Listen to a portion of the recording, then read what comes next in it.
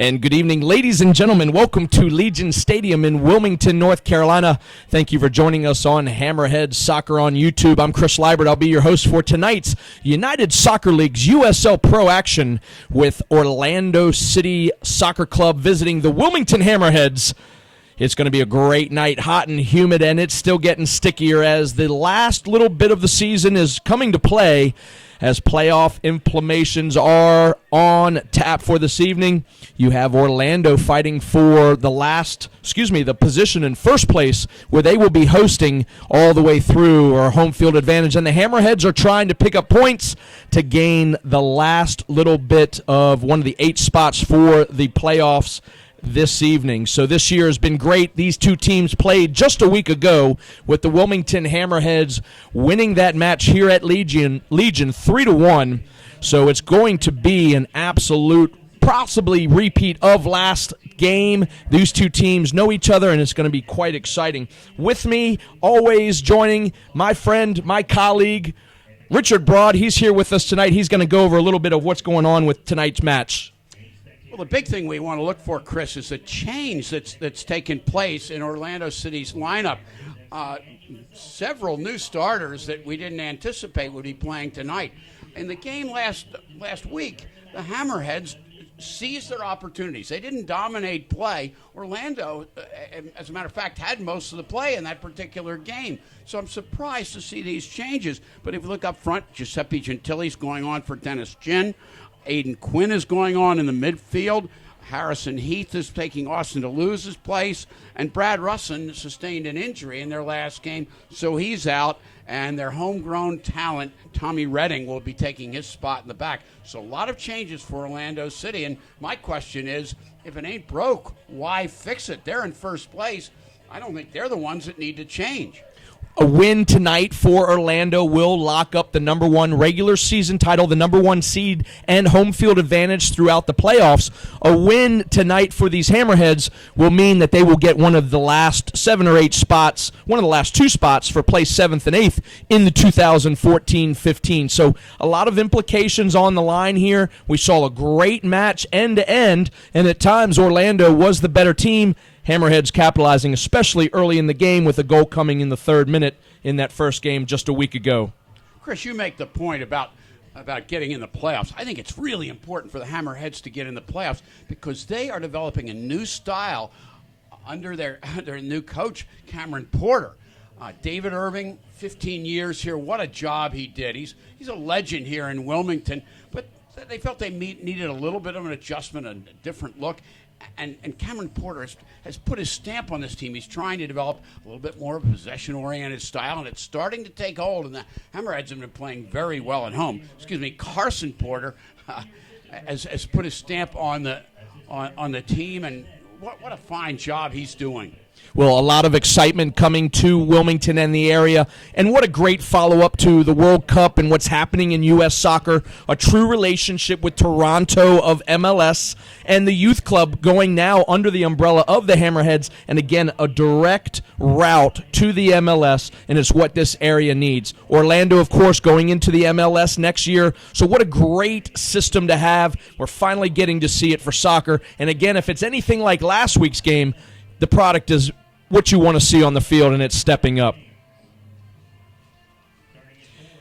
Ladies and gentlemen, we will be right back. We're going to break for the national anthem. We will get a few more details of tonight's match for the Orlando City Soccer Club and the Wilmington Hammerheads FC.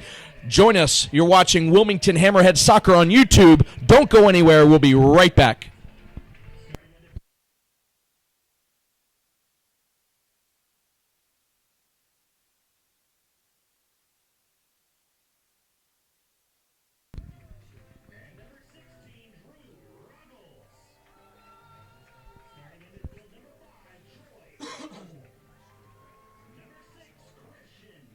This should be a light crowd this evening, being midweek. School started.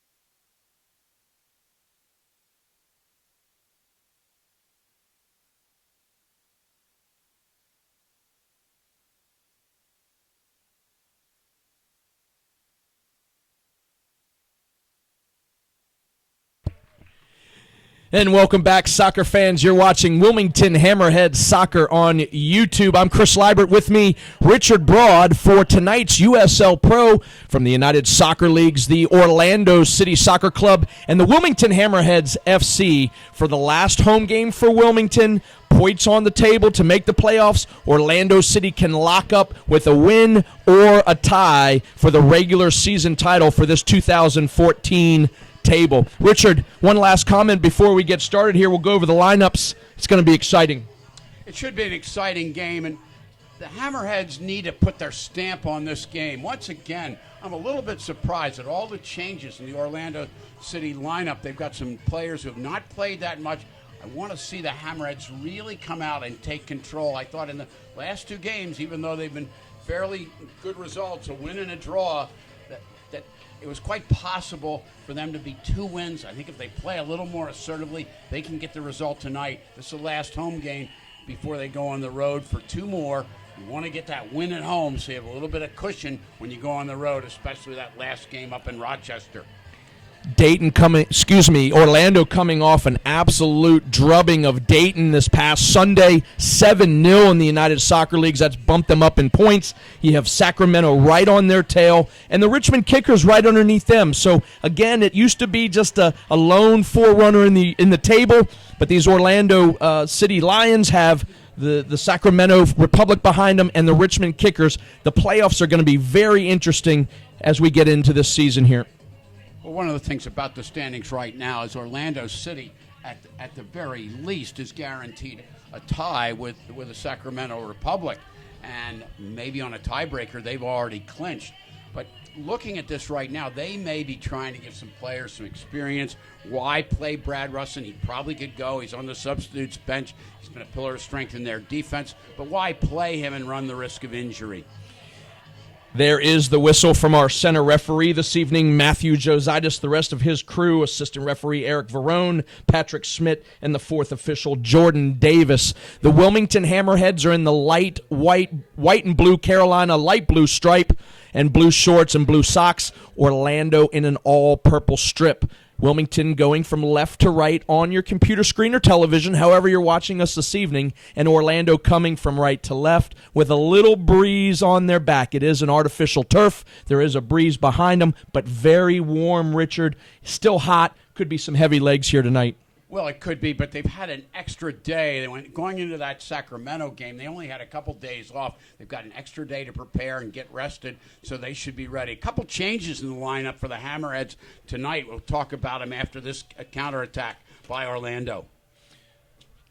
We saw just a week ago that Orlando is very busy in what they do. And Bengay coming down the right-hand side, very busy, taking on a couple series of Hammerheads there and getting ahead of them early to start this half. And we have a first corner kick just a minute into the game. Good job by Aiden Quinn, one of the substitutes, one of the new players coming on for Orlando. He brings that ball across. It goes off a Hammerhead player, and now a corner kick early in the game. And the Hammerheads have struggled a little bit defending these corner kicks the last couple games. Harrison's corner finding the just front part of the box there and cleared by veteran Paul Nicholson. Will be a throw-in for Orlando. That's one of the substitutes or one of the changes in the lineup by Carson Porter.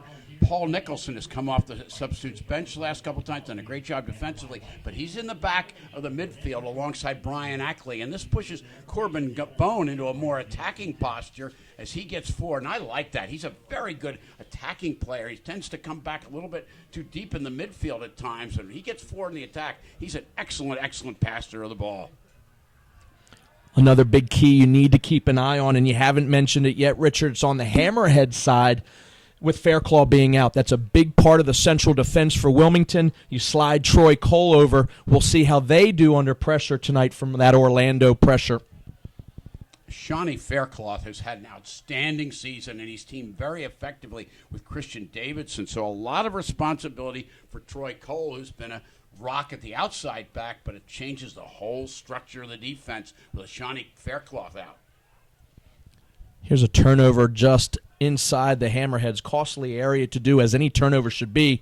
There's going to be our first foul whistled by Jositis, so it will be a free kick for Orlando just about 20 yards outside of this near side, 25 yards. Saw an example of what we're talking about, Troy Cole coming out to challenge, but he doesn't have that big body, those long legs of Faircloth. He commits a foul and gives Orlando a restart from a very dangerous position on the field. Here's Harrison's ball near side, once again cleared by Nicholson, but not out of danger yet. Deflection, and it's off of Orlando last. That shot coming.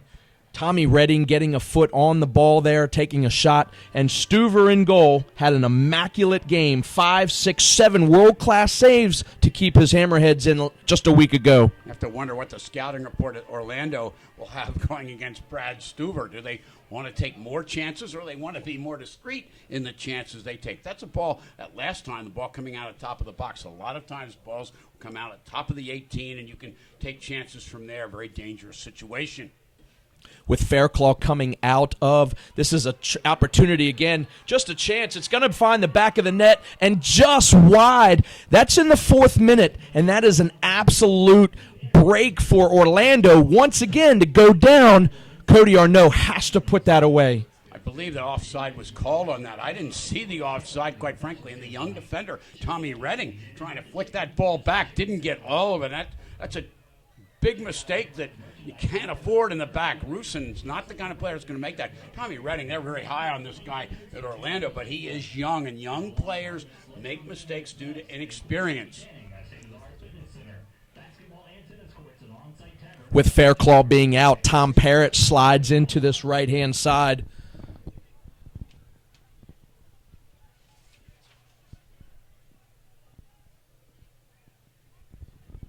Here's Parrott.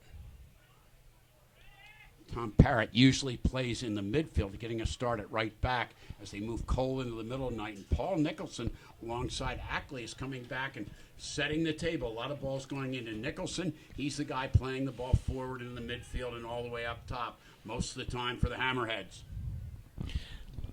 A little bit of change that I see right off the bat here, Richard, is Orlando put pressure on a good 15, 20 yards higher up. They're sitting back a little bit, letting Wilmington play in their side of the field, knowing that they'll play there all day, not causing any problems, but they were causing a lot more pressure and turnovers the last time that they played a week ago. As we said, Chris, Carson Porter is trying to develop a possession style of play with his team, and they have some players there very good at keeping possession, especially those Wake Forest players that Carson Porter's familiar with from his time at Wake Forest. Corbin Bone, Ross Tomaselli, excellent in possession of the ball, and these are players that, again, Cody Arnaud as well. These are players that Carson Porter's familiar with, and he thinks he can establish his style of play with them on the field.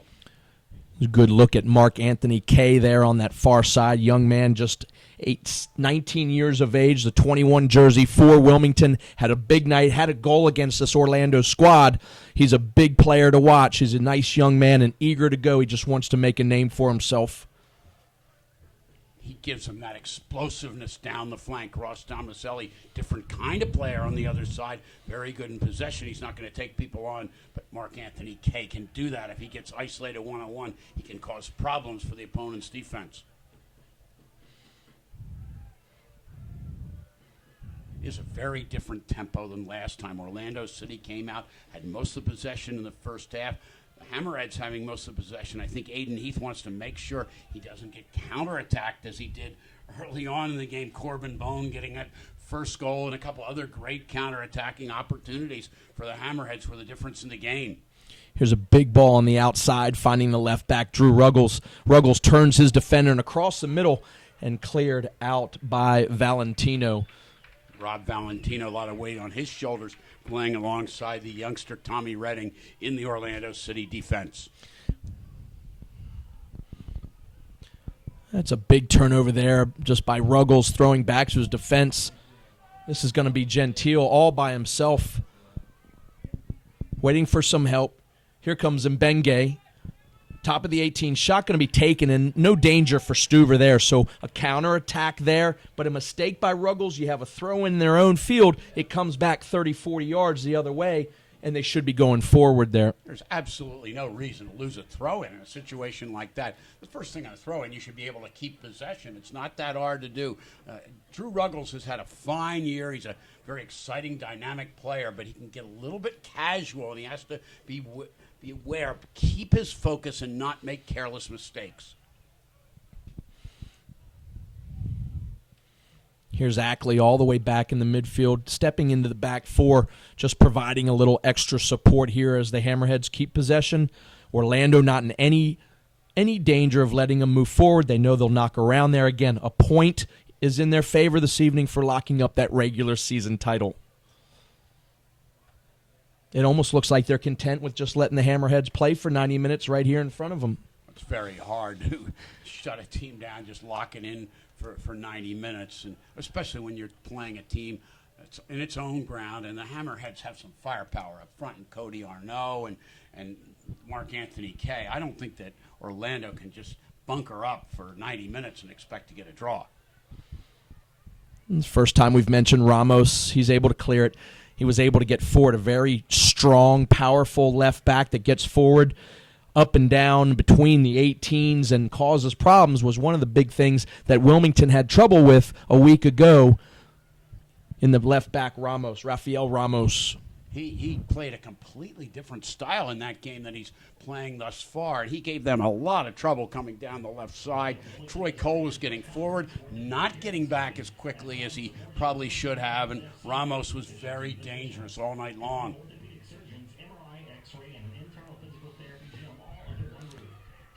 Trying to find Tomaselli up top. Gets a little turn around Ramos, but not in full possession. Ramos turns the ball over and cleared there. Estrella, first time we've mentioned his name tonight. He had a great game as well last week. Just a great game end-to-end for Wilmington and Orlando here, but a totally different style that you've mentioned tonight, Richard, and we're seeing it again. Almost looks like the Sacramento game. Very smart, savvy player, Estrella. He's dropping back further in the midfield. He had a more attack-minded posture in the game before. Real contrast in these two games.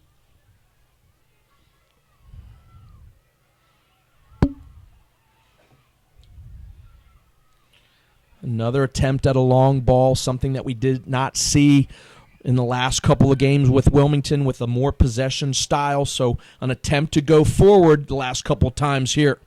Nicholson at midfield and all the way back to Stuvert. Here's some of that pressure that we've seen, and here's that turnover. That's the pressure we've seen once before. And a little flick on. Ackley's there to clear. Get a little glimpse there of what Orlando City's going to do. They're going to choose the time when they put pressure on. They're not going to play indiscriminately, but if they get a chance to win the ball quickly, put the Hammerheads under danger and counter quickly, that's what they're looking for. Here's Valentino all the way outside to Ramos. And a big heavy touch by Ramos and a turnover. Bone turning it over, not quite getting to Kay on the outside. Both teams still trying to figure each other out. Ball bounces considerably on this artificial turf, so it does take a little bit to settle. Once again, here's another long ball. Cody Arnault able to get a good touch on it, a good turn. Shot going to be taken, and a good save there by Wazinski. Right at him, but a good turn by Cody Arnault. If he goes upstairs on that, he possibly could be looking at a 1-0 score for his Hammerheads. Very tough to go upstairs, but you have to like the work of Cody Arnault up top. He's dangerous. And once again, that inexperience in the back. Tommy Redding way out of position. Rob Valentino had to cover for him. As we see a shot taken by Mark Anthony Kay. You lose a player like Russin, and he has that experience, that savvy back there, and the comfort level with Rob Valentino, and they've looked a little bit shaky with that combination in the middle. Russin had a distinct size advantage over Arnault, and with Valentino and Russin being the center fixtures of that central defense, towering nature, it was hard for Sonny Jane, who was on the pitch, and also for Arnault to be able to get up high on these defenders, and the Hammerheads were not doing a good job of finding the feet of their forwards. Chris, you mentioned Sonny Jane, who started the last several games for the Hammerheads, but But this time, tonight, they're going with a more defensive posture, using Paul Nicholson in. They don't want to give up any goals and have to come from behind. That's the approach that Carson Porter's taking tonight. Here's on the near side, Ramos taking on Ross Tomaselli just outside of the 18.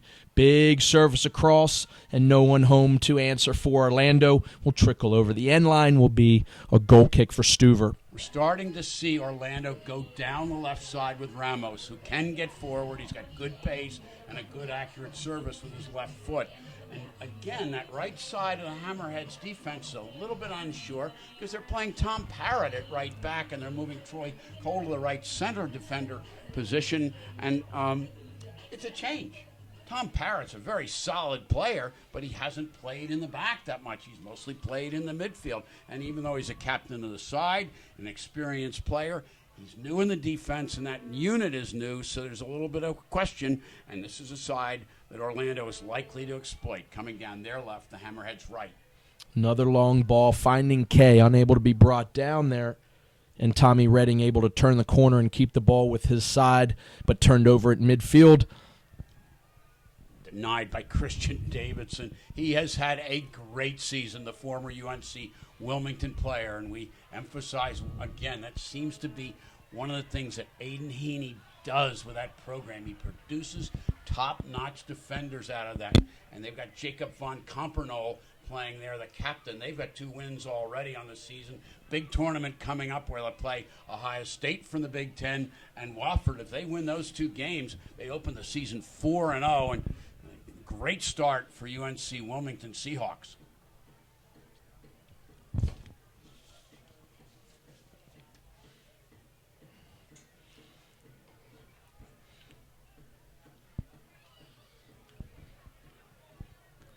Ackley again back from the midfield, helping out the back line.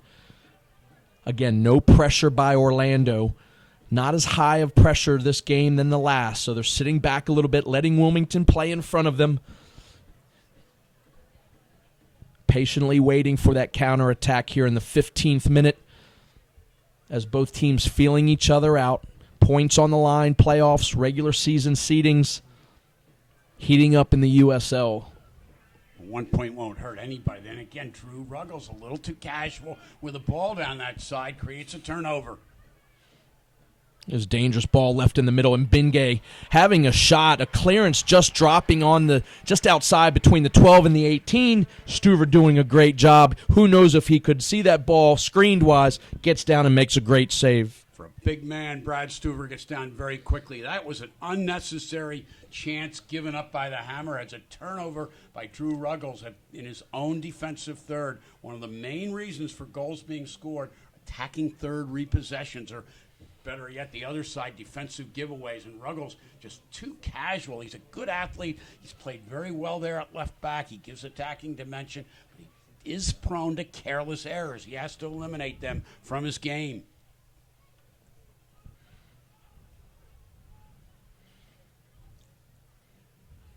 Nicholson having some room in the midfield, finding the feet of Kay. There's a player who makes very few mistakes, Paul Nicholson. Epitome of consistency. Attempted service from Tom Parrott on the outside, and here comes Orlando. Estrella in the counterattack. And broken up there by Ruggles. Center referee moving the ball back, getting a little bit ahead of the throw in there.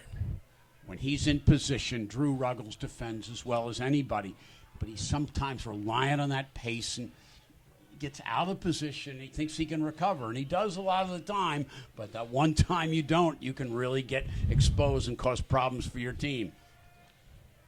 And here's an example right now. Ruggles not back in and then able to get in the cross coming down the flank. Headed outside by Parrott, but kept in here just on the near side. Mbenge trying a service, and we'll see another corner kick for Orlando. Good job by Troy Cole, who's played very well in the center defense thus far.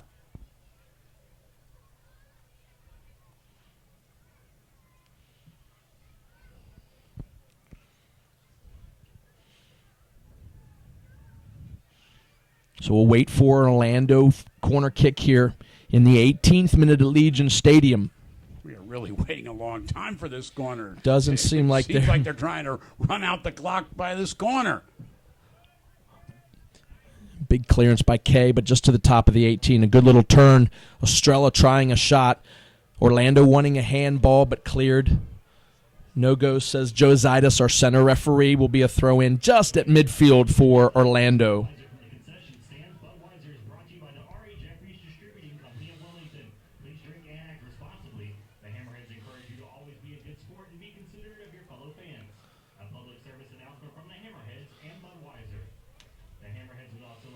Good little win there at midfield by Arnaud. Not going to beat a Rob Valentino over the head there. Good defense, big strong stature and headers. Said it right, Chris. Good defending by Valentino. It's a nice combination by the Hammerheads, but Valentino's a rock in that defense.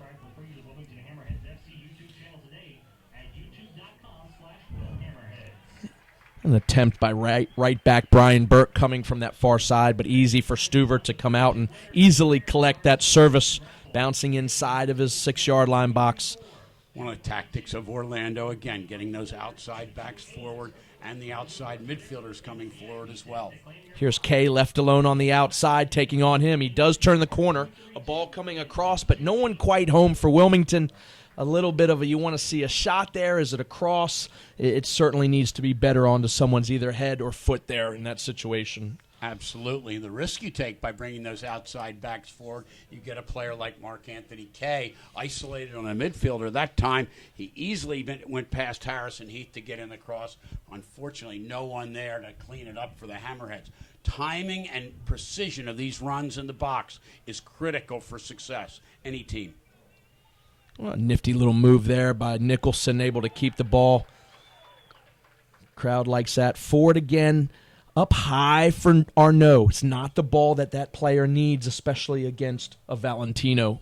Exactly, Chris. But balls should go into Arnaud's feet. He's not going to beat Nicholson in the air. Probably not going to beat Redding in the air either. But they play into feet and get support. Mark Anthony Kay is very quick. And the man they need to involve much more is Corbin Bone. When he doesn't get the ball, Corbin Bone tends to retreat way back into his own end. He hasn't done so thus far. But he's a very, very good passer. And they need to integrate him in the attack and not leave Arnaud isolated. Get Bone forward, lay balls off to him, and he can find people in the attacking third with precision passes. In a mirror image on the other side, going on what you just said there, I believe that Kevin Molino has not been very dangerous this evening. He's a player that needs to be up front like Bone, and he's not being used in this situation. He's the league leading scorer, had a hat trick at Dayton, 19 goals on the season, and he's barely even been close to the box this evening.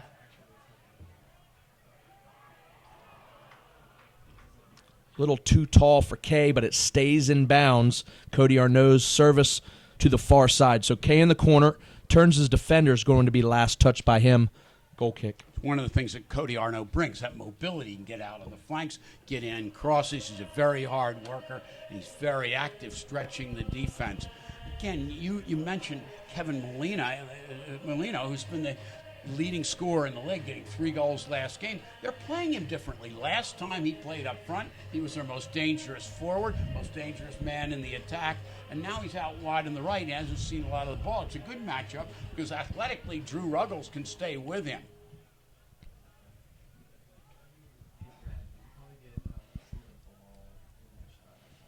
Like the work of Troy Cole. He seems to be blending in well with Christian Davidson. They obviously missed the athleticism of Shawnee Fairclough, but Cole being very, very consistent, not overcommitting, not making any mistakes, and the Hammerheads having a good share of possession.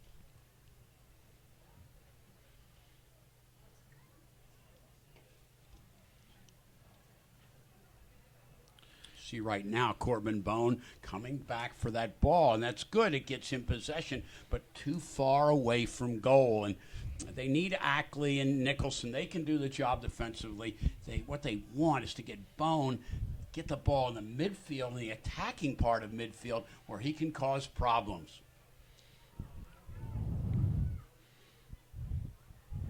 without him up there, they just can't keep possession long enough. It's good to have possession in the back.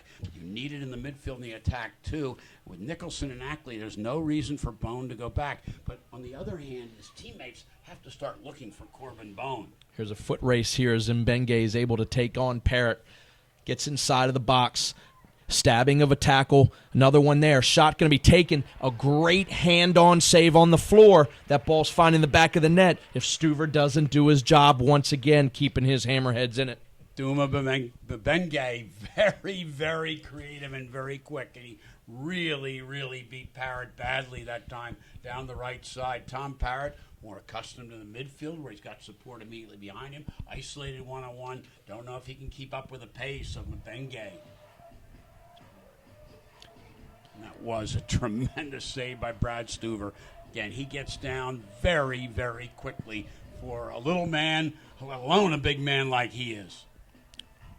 Another corner kick for Orlando into the box, and Stuver's there. He's happy to have that one. That ball's flighted right into the center. It doesn't present any danger. He has to get that ball in near post or to the far post. Stuver will eat up anything that goes right into his comfort zone. For a clean, comfortable place to stay at a great price, check into the Hampton Inn Wilmington Medical Park Hotel. Hampton Inn Medical Park is the official hotel of your Wilmington. Well, I tell you, if Orlando is in any need of goalkeeping next year, I know where possibly they'll be checking to see the free agency if in a Brad Stuver, because he's had 2 great games. Somebody, if they ever need somebody, they're certainly going to have enough tape to say that's our guy. He's got a future. This guy can play. He's been the man of the match as far as I'm concerned. The last 2 games and so far this game, even though the Hammerheads have had pretty good possession, they've also given up some chances, and Brad Stuver's been equal to the task every time. Turnover. They don't want to do that. But Brian Ackley's not a dribbler. He doesn't need to come forward with that ball.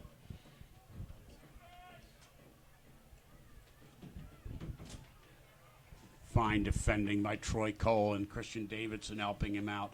Good work by that defense. It's not worked together very long. Fans, you're watching the USL Pro on YouTube. USLsoccer.com for all the scores, stats, news, and more exclusively on USLProSoccer.com. Talked about Brian Ackley. He has been a revelation for the Hammerheads. Carson Porter showing confidence in him, putting him in the defensive midfield where he did not play in college. He played almost everywhere else except goalie in college. At Indiana, he played up front. He played wide in the midfield. He played outside back. But I don't believe he played at all as a defensive midfielder. But he's doing well for the Hammerheads in that capacity under Carson Porter. Here's Ramos on the outside where he's been dangerous, trying to find that outside back post there just over the head of Gentile. A great job. Good display of dribbling by Tommy Redding coming all the way through and finding his outside back in a Rafael Ramos. This is what Ramos can do. He gives you that attacking dimension coming out of the back, and he did very well that time. But Kevin Molina nowhere to be found on that. He looks uncomfortable in that right wing position, which is good news for the Hammerheads.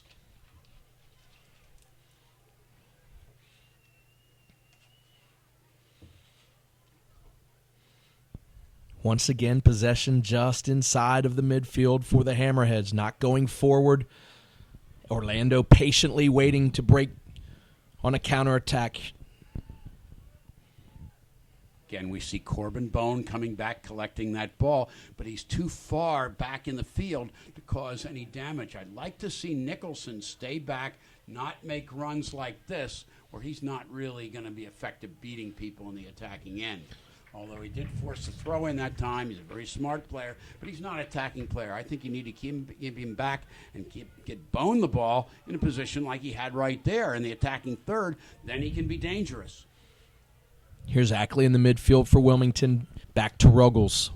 And I like this better. Now they have the ball inside the attacking half, and they have to look for the penetrating ball into the attacking third.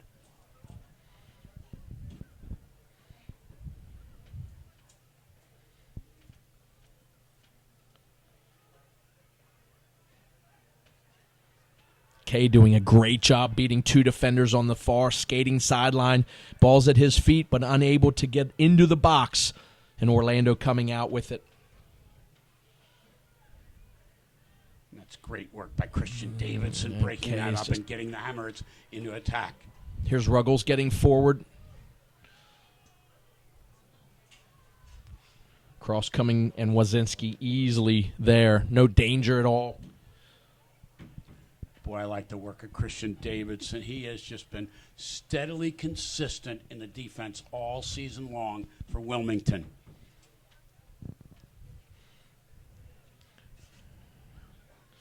Outside to Burke. Here's Molino.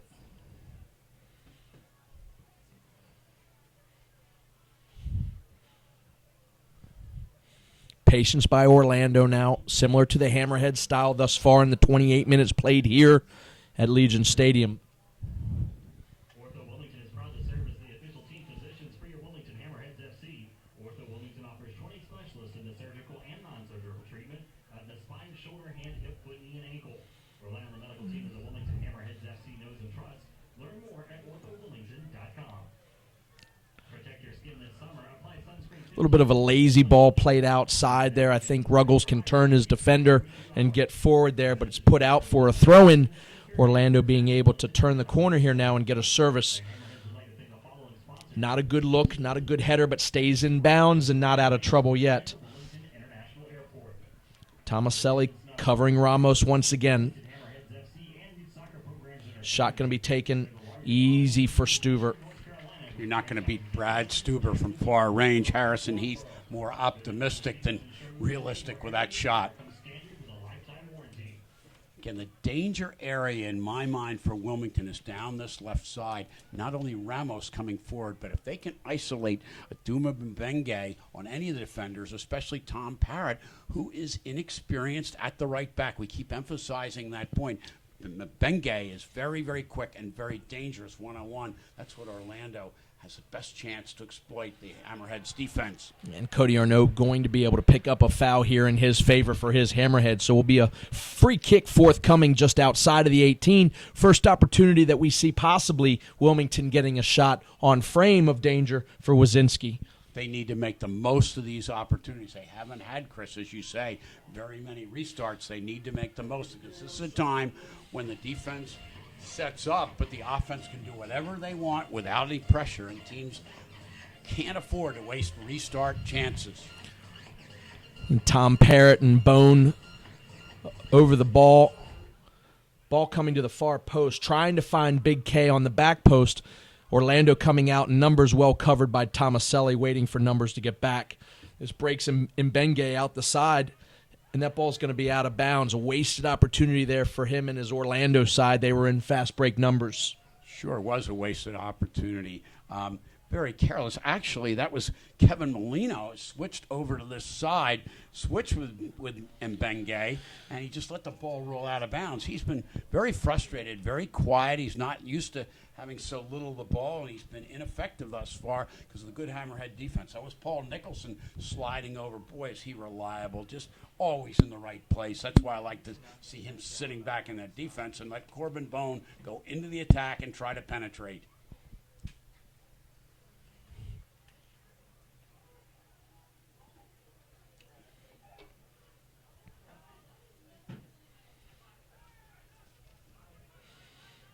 Ball into the channel there. Goalkeeper Wazinski comes out.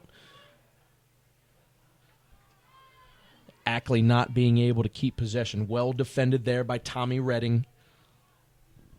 Brian Ackley recalling his glory days in Indiana when he played up top, trying to get forward out of the midfield. Again, I think he has found a home in the back part of the midfield for the Hammerheads under Carson Porter. I want to see him stay there in that midfield. I want to see them find Corbin Bone's feet. If they do, they're going to have success.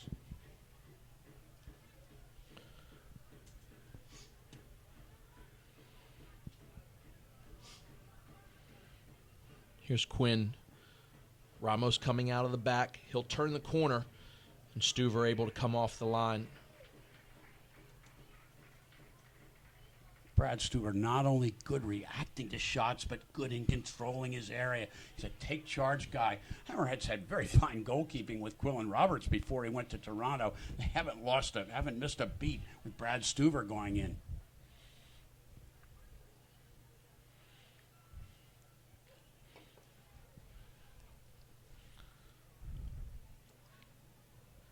Parrott takes a look up the line, but back, nothing going, as Orlando has everything covered inside. Orlando's flip-flopped those outside players, Molina and Mbenge, and I would have just been content to see Mbenge play out here on this side and see if he can take Tom Parrott on. He had that one opportunity where he went by Parrott fairly easily, and they haven't gotten him any chances since.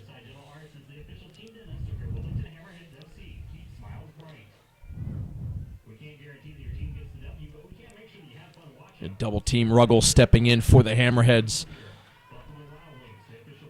Slows up as he enters and exits the box all in one swoop. Ruggles still with the ball.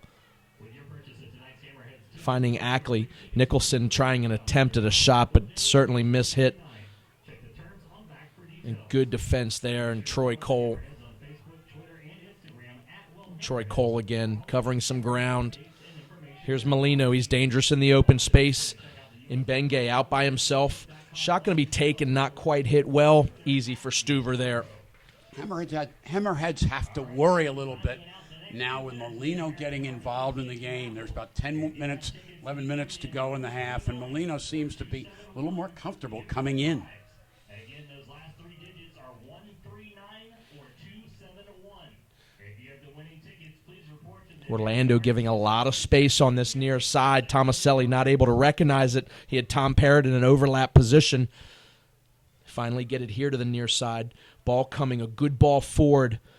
Corbin Bone coming across those runs, just not in time. Got to be quicker if you're going to be serving that ball in the box. Your forwards have to be there in Big K. At times, I think Corbin Bone takes a little bit too long to get the ball off. That time, he got the ball in very quickly, and I thought he did a very good job with that, and Valentino defending it very well. Nicholson trying a shot just outside of the circle of the 18, but deflected. I'd like to see Corbin Bone get that ball in the attacking third. He is an excellent passer of the ball, and he's played with Cody Arno before at Wake Forest, and they're comfortable with each other. And here's Corbin Bone getting the ball in the attack. They take him down, and Hammerheads get a restart. That man needs to have the ball in the attacking end. Don't worry about the defense. We'll find shape back here. Let him get the ball in the attack, and he can cause problems for Orlando City's defense. Mark Anthony K taking on two Orlando, splitting, but played back to Wazinski. Hammerheads in possession.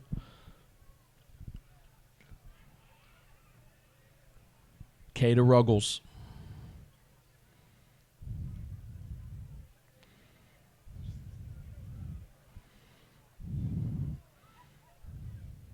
Not a lot of space on that far side for Drew Ruggles. Well defended by Aiden Quinn and his back four, and Brian Burke and Tommy Redding. Chris, you're absolutely right, but the lack of space was a space for Mark Anthony K. Ruggles coming forward, taking the room that Mark Anthony K might have moved into. Here's Mbenge. Outside wide. And a wasted ball as Davidson's there to clear it.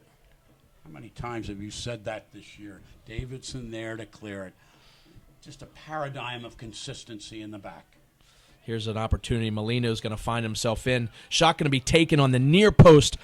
Hammerheads do a job there that possibly could find themselves down 1-0. That's good defending by Troy Cole. But once again, Tom Parrott, that inexperience at the outside back position. That ball got past him. His positioning away from the ball was not good. And that time, Molino, a very dangerous player, gets through. Forced him onto his left foot, which isn't as good as his right. Good defending by Troy Cole, who's having an excellent game in the center back position.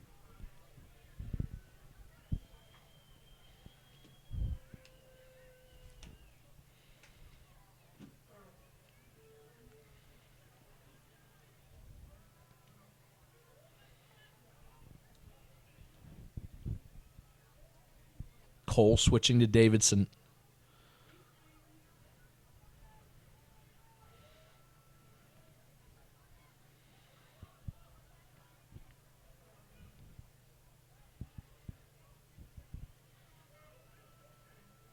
Well defended by Ramos. Does a good job to avoid a corner kick. There will be a throw in for Wilmington. very well defended by Ramos. Again, he's an attacking style defender, but he's very good one-on-one, and he wasn't going to allow Cody Arnaud to take him on there. Offside flag goes up on a return ball from Arnaud to Tomaselli. Fans not liking the tackle that was put on Tomaselli, but was too late as the offside was going to be called. So Joe Zaitis with his hand up in the middle of the field, signaling an offside indirect free kick to be taken by Orlando. And a big push from behind there is Cole. Joe Zaitis just having a little word with Troy Cole. Just wants to let Mr. Gentili know that he can't simply collect the ball. Nothing wrong with that foul there, and well away from goal. And Troy Cole asserting himself, showing some physicality, which is important in the back.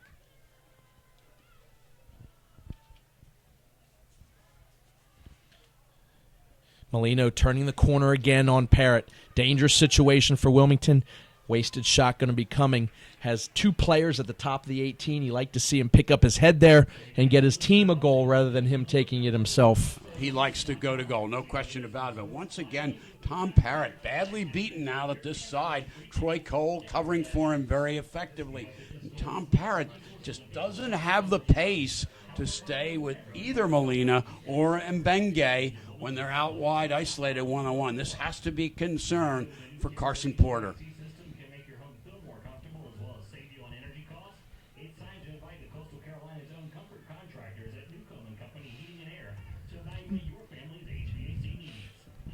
Here's Nicholson waiting for some help deep in the midfield for Wilmington.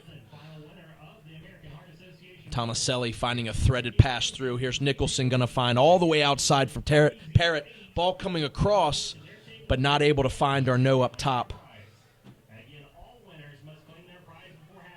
Around the top of the 18, Tomaselli having a strike, hitting the back of Valentino. Bone unable to keep his feet, but here's Nicholson. Whipping ball just too high for Kay on the far side, unable to climb up to get that one. Some good work that time by Tom Parrott, getting forward, not giving up on the ball, fighting, keeping it in. It's not surprising. His best work is when he gets forward. He's a converted midfielder, very effective in that role. And he's showing some inexperience and some rust in playing in the defense. We have a Orlando City player down, and Rafael Ramos took a little knock, a little too early probably for a cramp there. Both teams get over it. There's not a lot of air down on this artificial turf. It's been hot and humid. It holds in this turf. And Joe Zaitis, our center referee, waving the medical staff on for Orlando City to check on Ramos. It's a player they cannot afford to lose. He's very, very steady defensively, and he adds an attacking element. Hoping it's just a little knock here or twist from the turf, nothing serious, as this young man deserves to be in the playoffs of this United Soccer League's USL Pro table. Has done a great, solid job all year long for the Orlando City Lions, and hope that the young man is okay here. They've established a very solid program here, a strong organization, and they'll do well going forward and playing at the major league level. So we take a little break here in the 42nd minute. There will be some extra time added on as medical staff pays attention here to Rafael Ramos. So a few chances by each team here, Richard. What do you say from either side going into the locker rooms here from both coaches? Orlando City has been very, very solid. And again, the Hammerheads have not gotten the support for Cody Arnaud. He's sort of a one-man band up top, and they have to get Corbin Bone involved, and he has to make the passes. He's the best passer on the team. That's his role. That's what he can do and help the team the most. And defensively for the Hammerheads, there's a concern at right back. Tom Parrott just doesn't have the pace to stay up with either of these wide players, Orlando City. Well, play resumes here with Ramos over on the near side, still with medical staff. No sign has been signaled to that far side in Heath's bench to make a substitution, and I think Ramos will be looking for referee to call him back on to finish at least this half from what we can send, and yes, he does come back on. They brought on Harrison. Heath temporarily went over to that side to cover for Ramos. in Bengay with Davidson. And does turn the corner. Stuver watching the ball there. We'll take this time to visit the USL Pro fan page on Facebook at facebook.com/USL Pro. So Stuver getting a touch on that ball evidently will be a corner kick for Orlando. 43 minutes on the clock. Will be about a minute or so in extra time added on for the Ramos stop. Dangerous time now, the last couple minutes of the half, especially on a hot night. After a very hot day, players are weary. They can have lapses in concentration at this time. There almost was one there. That was Valentino getting forward, and he's very upset that he didn't get more solid contact on his header. I think he wanted a deflection there as well, thinking it came off the boot of a Wilmington player, wanting a corner there. So Wilmington goes back to work again with a few minutes left in this first half.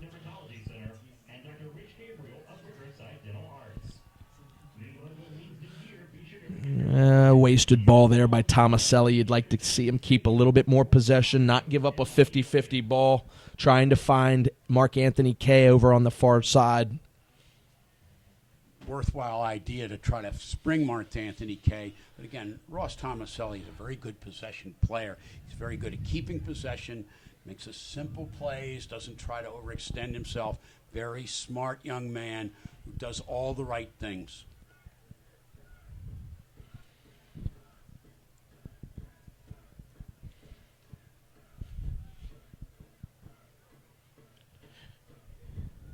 Here's the patient progression of the Wilmington Hammerheads once again as Troy Cole passes midfield, looking for some seams, trying to put his Wilmington Hammerheads on top 1-0. We'll get a good look at Davidson here. Big service forward into the box. Cody Arnaud gets a flick on, beating the goalkeeper there. Ball goes over the head of Valentino.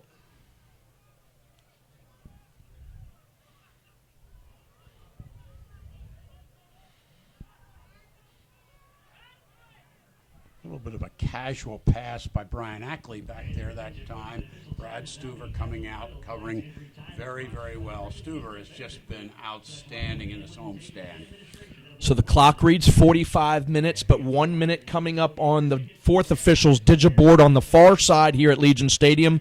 Will be 1 minute left remaining in this first half. Surprised. I thought there'd be a little bit more. It seemed like they took longer treating Ramos. That would be the reason for the added time.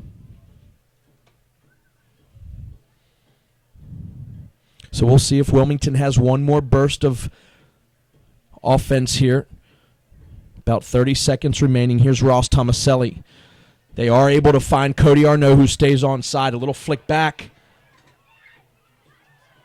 Very tight in there. Ackley puts the ball in. Probably could take a touch to the outside and have a shot on goal there. I think he could have taken one touch, a shot on goal. If you don't shoot, you reduce your chances of scoring by 100%. Playing into Ross Tomaselli with players on his back, that's not going to get it done. And there is the whistle for the first half. Center referee Jositis blows as both teams heads to the locker room.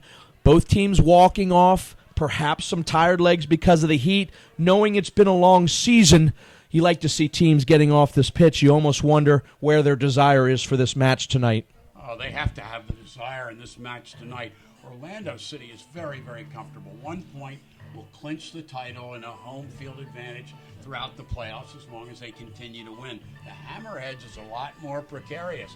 Again, they're going on the road for 2 games. They go to Dayton, who has everything to play, nothing to lose in the game. They're eliminated, and they would like nothing more to be a spoiler. And then Rochester, that may be the toughest place to play in the entire league. Bob Lilly will have his team ready for the Hammerheads, so you don't want it to come down to the last game. I think that the Hammerheads have to be even more assertive and try to win this game tonight. I think 3 points are very, very critical, and they're there for the taking. Orlando City has some injuries, and they've got some inexperience that the Hammerheads have not really taken advantage of. So no goals this evening. We're going to take a quick break. Don't go anywhere. We will be back in the halftime segment to recap the first half. You're watching Wilmington Hammerheads Soccer on YouTube. Don't go away.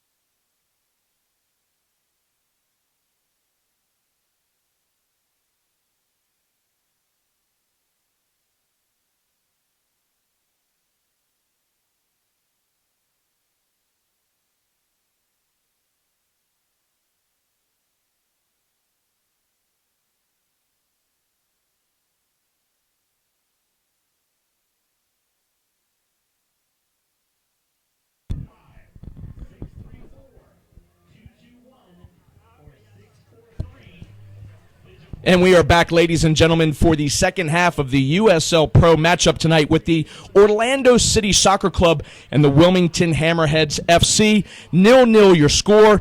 Not a lot of action on goal that much in the first half. A lot of play in between. Richard, what was said at halftime in the locker room to these two teams? I'm looking out here to see if there have been any changes made in the lineups, and I see that I think Tom Parrott has come off, and Brian Ackley may have moved to the back of the defense, and that's in fact what has happened with Sonny Jane going in the center midfield or deep lying forward.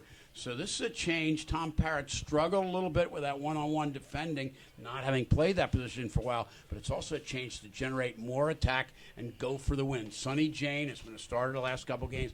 I like him coming off the bench. He provides a new element. When he can take players on, causes a lot of problems for defenses.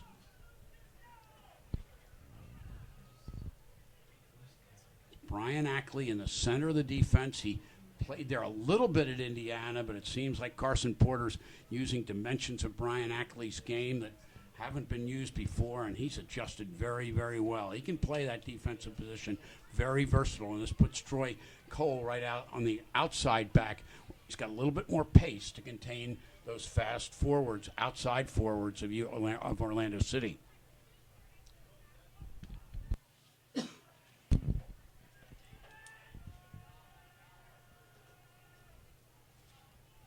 Here's a good look at Brian Burke getting forward. He earns his team a corner kick several times in the first half that we saw corners for Orlando. Here's another one just in the second half. Burke a little less likely to come forward than Ramos, but he picks his moments, does a very good job there getting forward and creating that corner.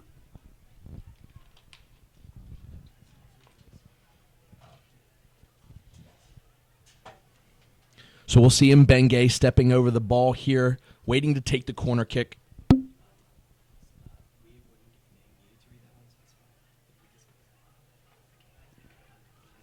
Well defended by Paul Nicholson. Very steady, always in the right position.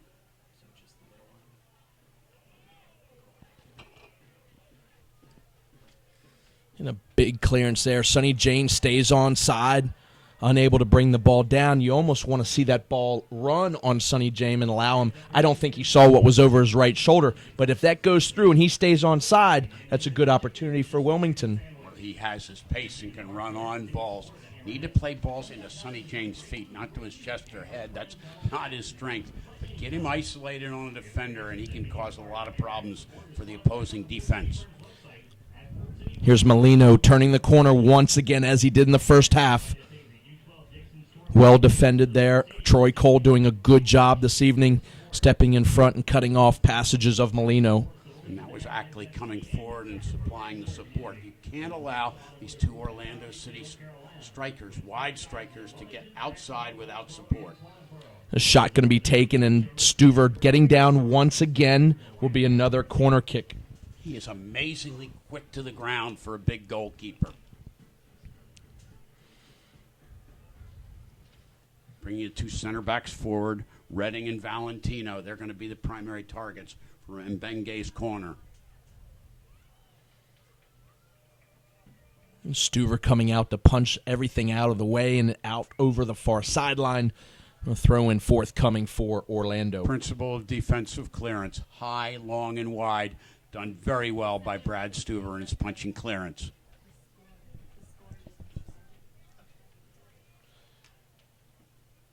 Drew Ruggles with the clearance.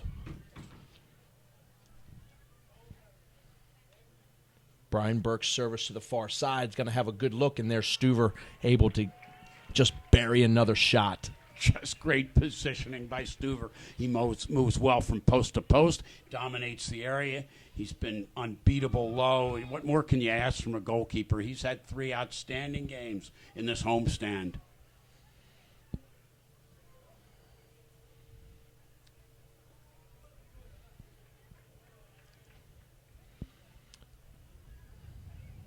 Wilmington making a good push for these playoffs, needing to pick up points tonight. Again, they had a win, a tie, and a loss out in California, and so far at home, they've had a win and a tie. So certainly on the winning track again, but they need to make this last push this evening, Richard, and pick up. So you almost want to see, let's go for all, put on some offensive power here. We'll see what Carson Porter does in the second half as far as substitutions. You do well if you can break even on the road, but you also need to have a winning record at home. And granted, they played Orlando City, the league leaders, twice, and Sacramento, the second-place team, once.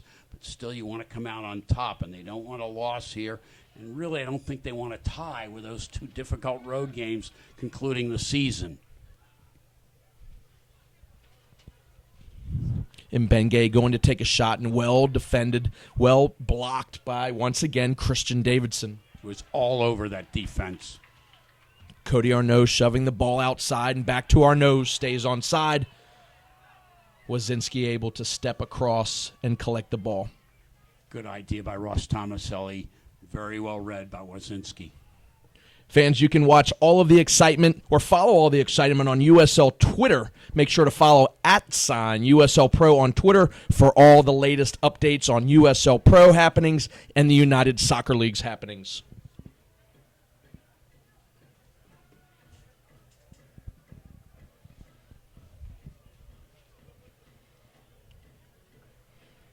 So another patient possession by Wilmington. Just about 6 minutes into this second half.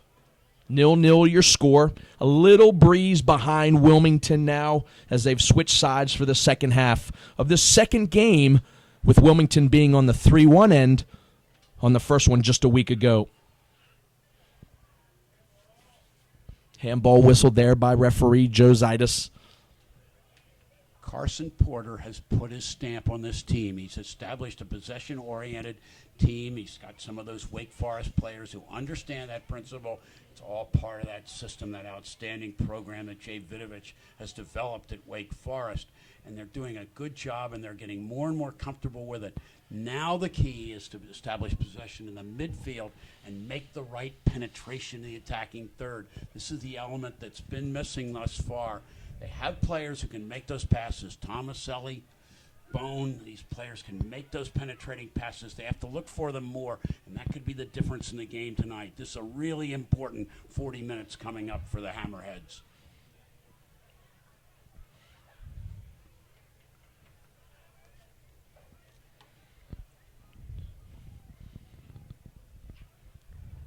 Ruggles to defend and head all the way back to Stuvert.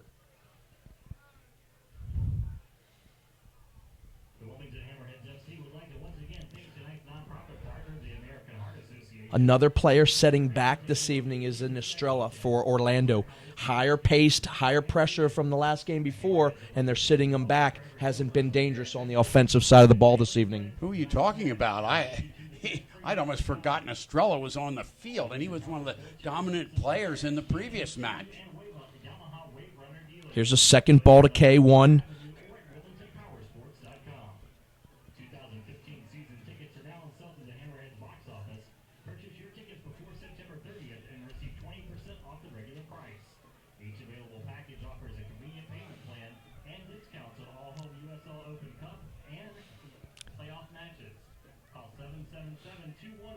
Sonny Jane adding a lot of pace on the ball, dances, distributes, trying to find some seams up top for Wilmington. That's the key, Chris. Can they find seams? Can they get an attacking third? They're establishing possession in the midfield. Can they get the ball into danger areas and maintain that possession? Good series of passes by Wilmington, still in possession, around the outside to Tomaselli. Kevin Molino having to come back and defend. That's one of the issues you have when you take a player like Molino, push him out wide. He has to defend. That takes him away from goal, which is his strength of going to goal. Still on the left side is Molino, starting the night on the right side at the midfield, moving over to the left, switching spots with Mbenge, trying to find a little bit more pace, heading towards now Troy Cole, which was Tom Parrott in the first half. And Tom Parrott, an attacking player out of the midfield. He's comfortable going forward, but Troy Cole more comfortable attacking from that wide position. Here's an opportunity for Kay into the box. Shot going to be coming to the far post. You almost want to see a Sonny Jane having to lay out there. But again, this turf adds a little extra speed, another foot on the ball, and unable to find Jane there. But very, very good execution by young Mark Anthony Kay. Excellent point partner. Mark Anthony Kay can beat people and cause a lot of problems. Like to see Sonny Jane get to the end of that, but that turf makes that ball run a little bit faster. And even had he laid out, I don't think he's going to make that one. But boy, you want to see somebody just sell out to get that ball and maybe just touch it in. Big defensive play header there, Troy Cole. Wilmington showing a little bit more pressure until the turnover there. Paul Nicholson, right idea, trying to find Tomaselli out wide, and Ramos comes forward, but he has a discipline to get back, and it's a good play by Rafael Ramos, who's shown us a lot in these two matches that Orlando City's played in Wilmington. Here's a costly turnover from the right back, but well covered there. Nicholson, that's a dangerous tackle by two players. And a little shove there as Nicholson comes down to the turf. So Orlando having a shot, not going to beat Stuver from that distance. Don't know what you have in the game plan there, but have they seen Stuver the last couple games? You're not going to beat him from that distance. Well, I think Giuseppe Gentili was hoping that Stuver would have a seizure or something. That's the only way he's going to score from 35, 40 yards on Brad Stuver.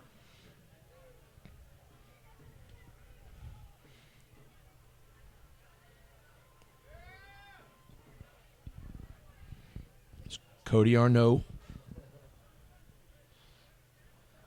tight-sided on this near sideline. Well defended by Brian Burke. He didn't play in the previous game. He's been solid throughout the match from right back tonight. It was a good turn by Sonny Jane. A little too much dribble, makes one, did the hard work. You want to see him release the ball. Able to get the ball back at that point, but get the ball off his foot. Great first turn, holds on to it just a little bit too long here. Excellent positioning by Burke. No problem handling that cross. Here's trouble for Wilmington. This is Gentile. Great job by Stuver to come out. Gentile doesn't put on frame there. Haven't seen too much out of him this evening. You want to almost see Molino up top there to see what kind of trouble that is. But again, he's caught on the outside. He's got some players warming up on the sidelines. I can see why. Gentile not even close with that shot. The most important point in shooting is accuracy. Accuracy before power. You must get it on the frame, obviously, to have a chance at all to score. Good series of dribbles there, but a wasted ball. But Ruggles there to pick up Kay's mess. Here's Ruggles forward. Again, players holding on to the ball a little too long. They have to know the pace of this United Soccer Leagues. No time in college, let alone at this pro level, to hold on to the ball that long.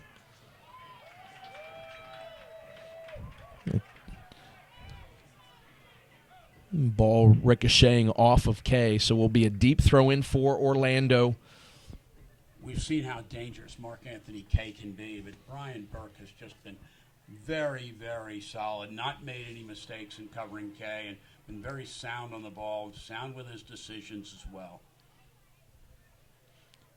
Ruggles splitting his defenders. This is an opportunity for Wilmington. Ball coming across, not quite finding, but there's Nicholson not able to bring the ball down.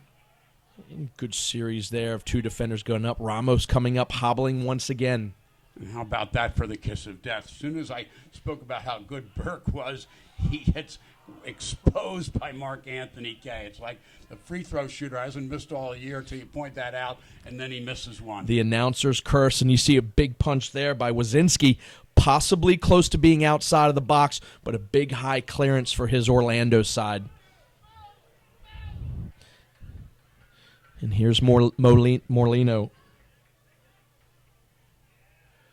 Nice defending by Christian Davidson. And I don't know if Aiden Heaney's in the crowd tonight, but he has to be really proud of this UNC Wilmington product, who's just been great defensively all year long for the Hammerheads. And I think that Hammerheads would be wise to take a look at UNC Wilmington. They've got some prospects. They've got Colin Bonner's a big man up front, and Jacob von Kompernol, the captain, can play in the midfield or the center of the defense. These are two good prospects and some others there at UNC Wilmington. Again, if they win their tournament games this weekend, it's a 4-0 start, best in the history of that program. Offering free consultation for custom mouth protection for your athletes. Go to our website at riversidedentalarts.com. Here's Patience once again. Corbin Bone in the back. Up front, Cody Arnault has some space to run. He's wearing the captain's band now. Turns his defender, but runs out of real estate as Orlando's there. Estrella being able to come back, do a good job. That's his role tonight, obviously defensive. He's been pushed back. He was forward last week, but been pushed back into the defense tonight. And there's a good example of why he's there. Big change. He's a very, very savvy player, can play any of a number of roles. Once again, Hammerhead's great in possession in the back, in the midfield, but haven't been able to really penetrate that back line of the Orlando City defense. Good turn by Nicholson. He's got an outside outlet. Tomaselli not quite connecting there, but a good job by Troy Cole to get forward.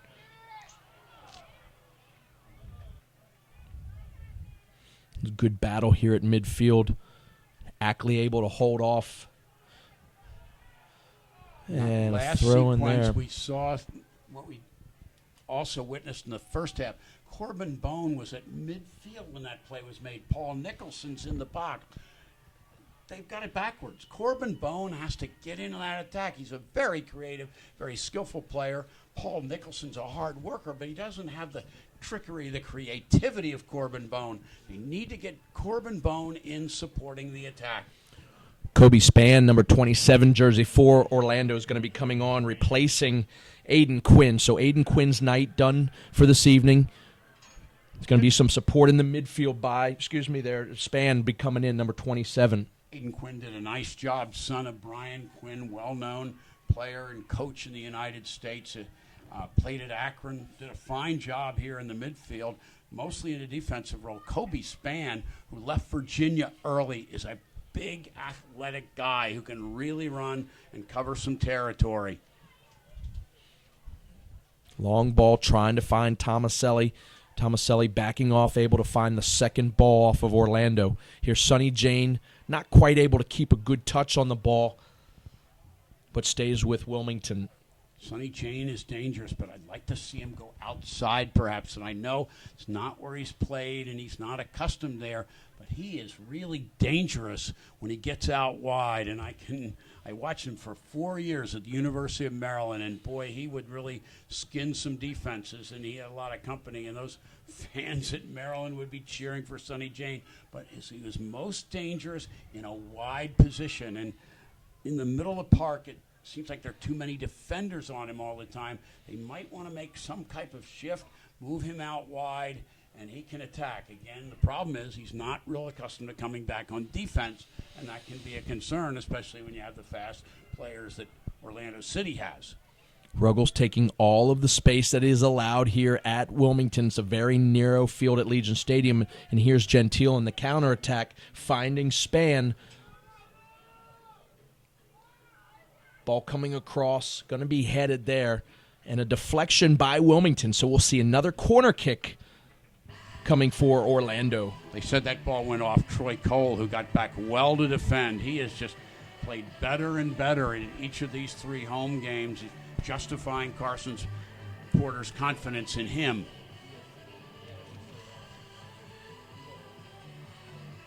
Mbenge taking his time once again, coming to the corner kick. Almost satisfied with just a point tonight. That 1 point does get them into the regular season as the number 1 I have to seed. agree with that. I don't think I've seen any player take more time to get off a corner than Mbenge. Dangerous corner, well defended there. That's Paul Nicholson getting up in the defense. Solid midfielder, but that's a tough ball to come back and clear the other way coming off of your goal line. Said that a few times, partner. Paul Nicholson coming back in the defense, and so reliable back there, so consistent, so steady. There's a foul whistled by referee in favor of Wilmington, so it will be a free kick coming in the 64th minute One of the things that's happened here with Sonny Jane coming in attack, it's caused Corbin Bone to drop back in deeper in the defense to hunt for the ball. And you want Corbin Bone to be involved in the attack. And it's fine for Sonny Jane to be up there, but Corbin Bone is the key. He's the playmaker. Big turnover there, but well defended there. He's lost the ball. You like to see that little too much fanciness by Troy Cole. And Orlando's finding themselves in a fast break situation here. Ball coming across and easy for Stuver. He makes it look easy, Brad Stuver. His positioning is just so precise. Planning a post-game celebration? Remember that most area Scotchman stores are open 24 hours for all your convenience needs. The Wilmington Hammerheads FC would also like to thank the Pine Valley Market once again for catering tonight's VIP tent. Check them out. Here's Bone and Jane just at midfield. Everyone on Friday at Buffalo Wild Wings off Old Eastwood Road in Wilmington to watch the team live as they finish their Little lackadaisical by Ruggles there, and he pays for it as it comes last off of him. So it'll be a throw-in for Orlando. Once Drew Ruggles combines his athletic talents with more focus and more consistency, he can become a star. But he still has to avoid these careless lapses. your last call to purchase an ice cold Budweiser from our concession stands in the stadium. All concession stands will stop selling. Fans, the USL Pro is sponsored by Nike. Nike's the proud sponsor of the United States Soccer Leagues and USL Pro. Follow at Nike Soccer on Twitter for all the latest and greatest with Nike Soccer.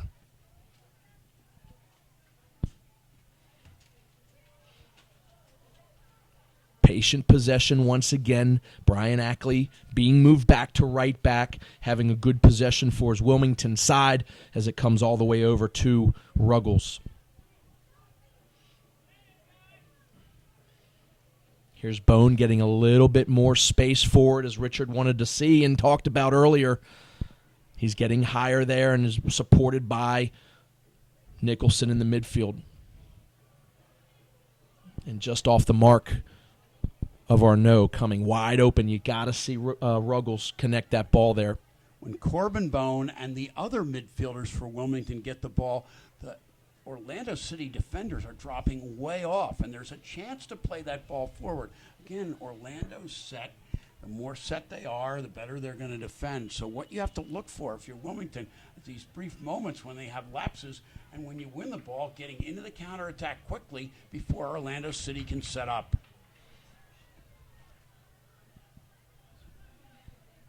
Once again, Davidson breaking up. Here's a long ball.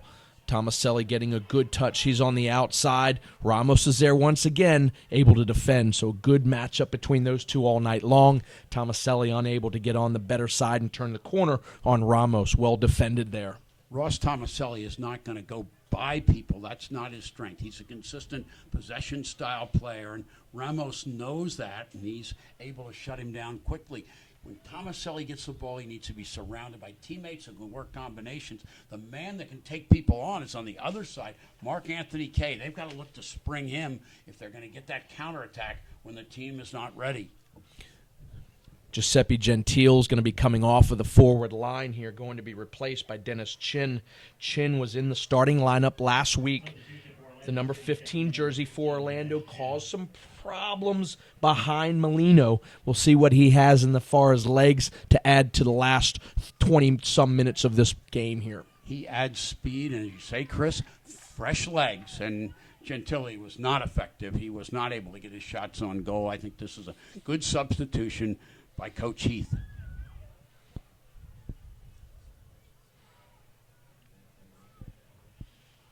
Costly turnover here. Orlando has numbers. A little bit of confusion there. And here's a first look at Chin getting forward. Back to Mbenge. He's got time. He's at the top of the box. Shot going to be taken. And a great save again by Stuver. Span turning the corner on Ruggles. Another shot saved by Stuver. They're just putting him right at him at that point. All Stuver has to do is stay up. But what great positioning there. That's the 5th, 6th, 7th save of the game for Brad Stuver. Great positioning by Stuver. And Benge with a hard shot. Another shot taken. Stuver takes it. I think he's going to hold his hand up. He's taken one. I do believe in the midsection here that will put him down just a little bit. It might be a little ploy just to spend some time. He's had 3-4 shots in a row, but I did think he took one in the midsection here. I think you're right. I hope you're right, Chris. I hope he didn't land on his shoulder or something like that. This is the one man that the Hammerheads can ill afford to lose, and he's a tough, rugged guy. I'm concerned he might have dislocated or strained that shoulder. We're getting notification from our production crew here, but they're looking at the screen, and he did, I do believe, took a good shot right smack ball onto midsection. So thank goodness that's not going to be anything long-term, but in the good old-fashioned putting the legs up and down and getting some more air back to all areas there. So like some goalkeepers see, they're spread out wide, no pun intended, and he's taking a shot here, and I think he's going to be okay. Well, the shoulder injury can last longer, but it isn't as painful as the injury that Mr. Stuver might be having right now. And good to see him bounce back up and get his breath and everything else together. So we're going to see a substitution by Wilmington here in the 71st minute. Cody Arnaud's going to be coming off. We're going to see a Sammy Ochoa come on, the number 9 jersey, in a true position striker for the Wilmington Hammerheads. Sammy Ochoa, the leading scorer, and he's always dangerous up top. Big, strong guy. Doesn't give you the activity and the mobility of Cody Arnaud, but if they can get balls to him in the final third, especially in the box, he's very dangerous. So here's a throw-in to restart us here in the 71st minute.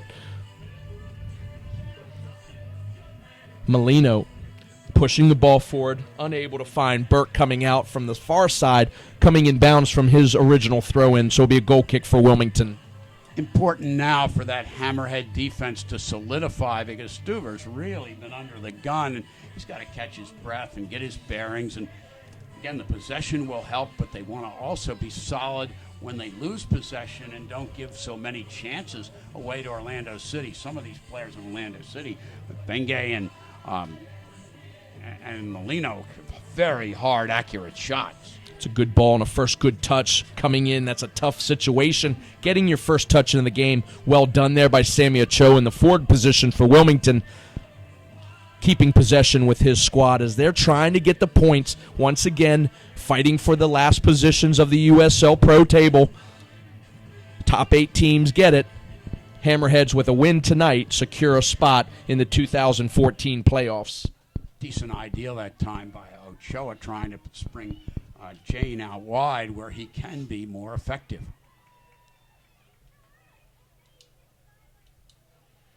In the last game, Chris, at the very end of the game, Carson Porter brought on Stephen Miller, and he almost created a chance for Corbin Bone. This was the game against Sacramento, and he didn't quite get there, and Corbin Bone couldn't quite make the run, but they almost scored. Stephen Miller brings you a lot of energy and a lot of dynamism coming off the bench. I wouldn't be surprised to see him come on again. He's done a good job all season long. He's very pacey of a player, very quiet player, but his play speaks volumes. I'd like to have seen him. He did come on for Tomaselli later in the game on last Thursday. You'd like to see him have a little bit more than 6-7 minutes in a game. Give the man a 15 minutes span to see what his pace can do. Stuver there once again. Service is coming for Orlando. Shot, service, Stuver. There's the equation. We talked about stiffening up the defense. Well, that was Matador defense by Drew Ruggles that time. Just sort of waved at Burke going by, and Burke had a lot of time to cross. Stuver cutting it off at the near post. How much can you ask of Stuver? They just can't let him just make save after save. They've got to do a better job in front of him. Doctors Al Moore, Richard Moore, John O'Malley, physician's assistant Craig Johnson of Ortho Wilmington. Dr. Michael Graybar, Dr. Kevin Johnson of Graybar Chiropractic and Rehabilitation Center. Doctors Church, Cage, Morgan, and White of Wilmington Plastic Surgery. Here's Sammy Ochoa getting around his defenders there. No left foot at all. Tries a right foot bender. That ball has to be taken to the left foot. You're absolutely right, Chris. And the defense forcing him onto that, and he just can't. has no left foot, and He's got right foot and no angle on that. You're right. He's got a backstick run there, a proper played ball with the left foot. At this level, you have to see the right, proper technique. Left or right foot, I don't care. Here's a big bending ball. Shot coming across there. Sammy Ochoa goes up high, but you're not going to beat Tommy Redding or Rob Valentino up in the air there. That was a great cross by Ruggles. We've been critical about his casual play and sometimes some mistakes on the defense, but boy, he adds a lot to that team with his pace and his ability to come forward and make serves like that. That was Rob Valentino defending that. A good header, gets up high. He's a tall player to begin with, and when he climbs the ladder, he's clearing that off of the line. It's what a smaller goalkeeper, and Wazinski, certainly smaller than his defender, likes to see in front of him. Rob Valentino, he's got my vote for all league. He's been splendid for Orlando all city long, and he's been a pillar of strength for this team when they played the Hammerheads. Fans, again, you're watching Wilmington Hammerheads Soccer on YouTube, USL on YouTube. Every USL Pro regular season and playoff game will stream live on YouTube in 2014. Features include DVR, chat, social media interactivity. So subscribe for free for the Wilmington Hammerheads Soccer YouTube channel today. 15 minutes in this match, very, very important for the Hammerheads. Orlando, very content with a draw. Again, with 2 road games coming up, one with the last place team, Dayton. Maybe you go in there and they've already mailed it in. That's fine, but I don't think you want to take any chances. 1 point's good. 3 points would be so good to have going on the road tomorrow.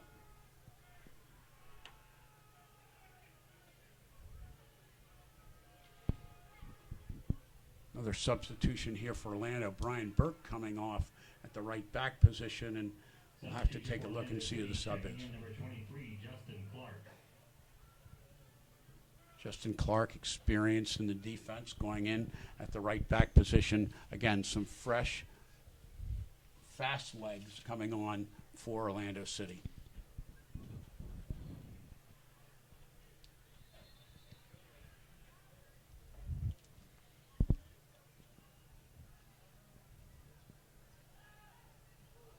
Volley shot taken there, just well over the bar. No danger for Stuver. Most of the shots have hit Stuver, or Stuver's been there to receive it. No danger there as that goes through the good old-fashioned American football uprights. Right, that's not even worth 3 points in any leg. It wasn't very accurate at all. But you worry about those things. I worry about him coming out top of the box. The goalkeeper might be missighted or screened on the shot, and a guy hits one just right. In a game like this, it can be the difference.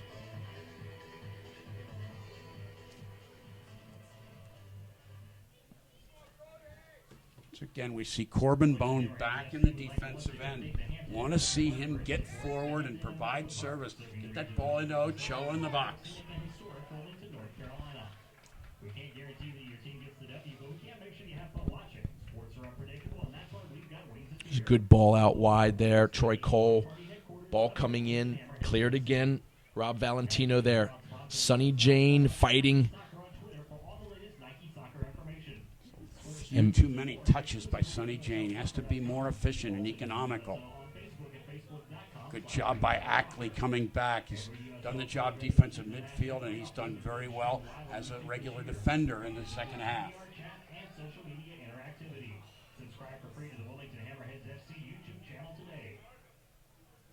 Chris, I've got a feeling that maybe they're going to get one more good chance to maybe find Sammy Ochoa in the final third and see what he can do with it.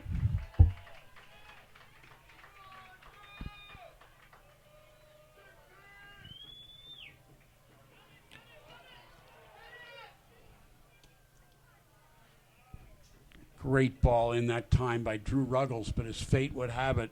The smallest man and probably the weakest header on the field right now, Sonny Jane, is the guy on the end of that ball. It's one of those frustrating nights. You play the ball into the feet of the big guys, and you play the ball in the header of the little guys.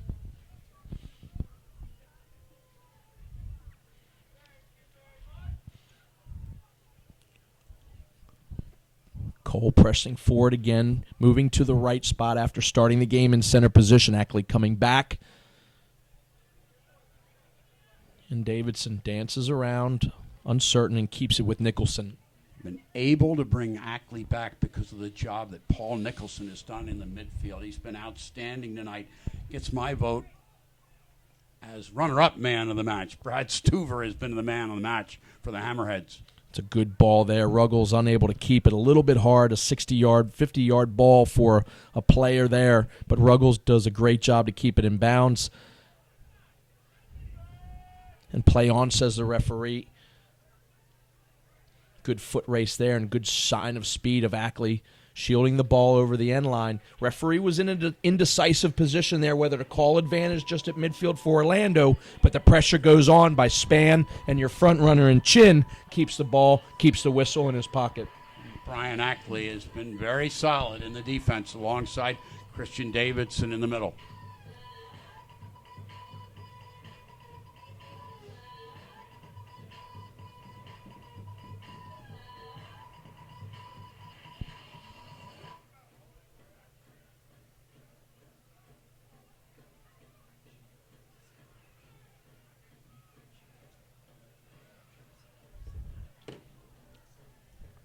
So about 10 minutes, maybe a little bit more, not too much. No injuries, except for one to Stuver for a little substitutions. Probably just going to be a minute or so. So about 10 minutes left in this match. A point by Orlando locks them up for the first seed. Hammerheads need 3 points to guarantee their spot for the 2014 playoffs.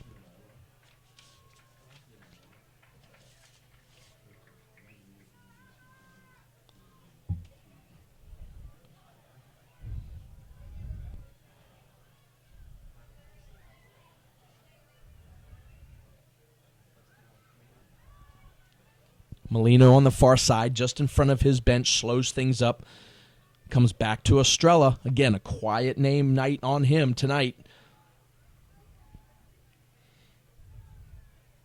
Ackley showing some good speed again, and a whistle here by Jositis, the referee, in favor of Orlando. This is a dangerous opportunity here in the 82nd minute.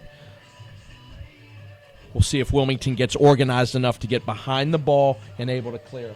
Need to defend this and need to get a couple chances. Once again, my thinking may be a little different than in Carson Porter's. A tie is certainly a point. It means that you've been successful at home, basically with 2 ties and a win. At the same time, I just worry about those last 2 games. It depends on Dayton and Rochester. I see being very tough at home if they have to win that last game. Series of Hammerhead defenders defending Molino. Cross coming in, but easily collected by Stuver. We want to see the Hammerheads make the playoffs. Why? With Brad Stuver in the goal, anything can happen. You're a tough out with Brad Stuver playing in the goal.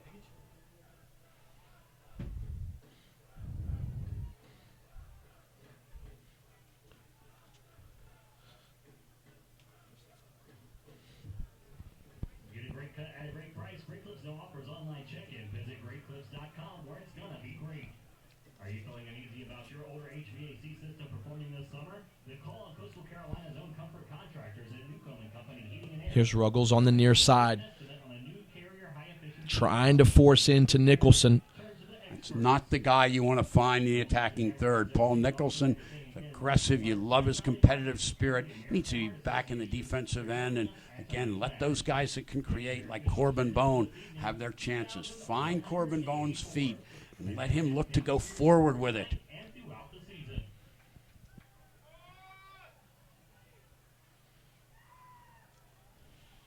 So Ochoa, he'll battle, he's strong, but again, it's a really tough situation when you're going up against a player the caliber of Rob Valentino.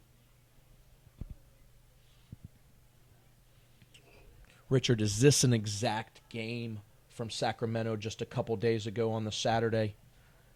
18-18 possession, a couple chances, but other than that, just 2 teams just not really doing too much forward.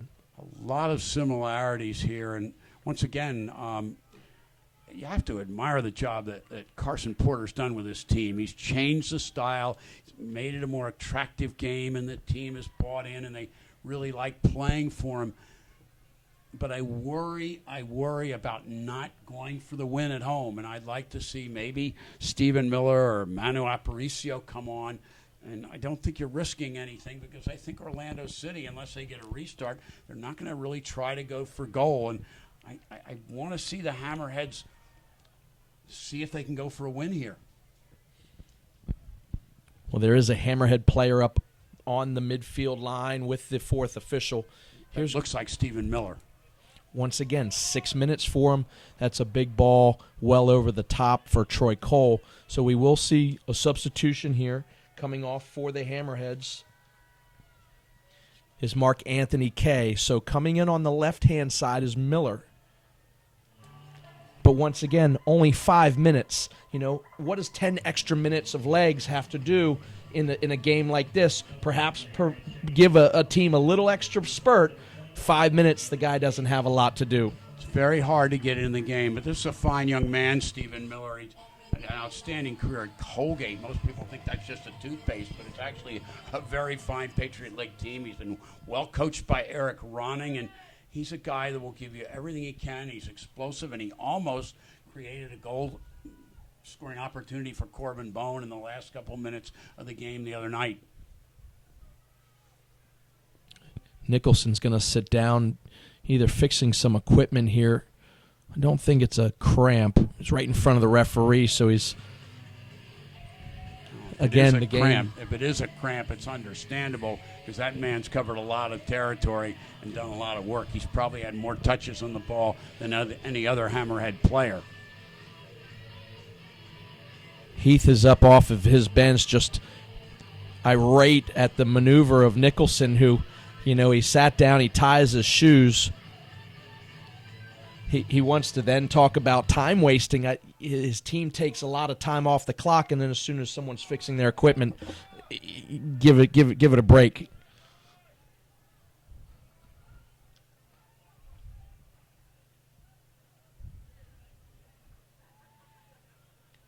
So waning minutes here, second half at Legion Stadium, 0-0 your score. Big ball to the backside there. Shot going to be taken. Big span, gets a foot on it, but just outside. And we'll see another substitution for Wilmington. Tomaselli coming off the 15 jersey, and coming on from him is number 25, Kottleman. Mark Kottleman coming in, listed as a forward on the game sheet, but coming into a right-hand side position in the midfield. These are some fresh legs, some guys that you can use to attack the goal, get it forward. Ochoa maybe can lay it off and get Miller or Gottleman involved. It's too bad they had to take Mark Anthony Kay, very dangerous player, but he looked like he was pretty winded, and that's why they brought on Stephen Miller. So a couple minutes left. We'll see what the two substitutions late in the game can do for Wilmington. The first touch of Kottleman away from him a little bit.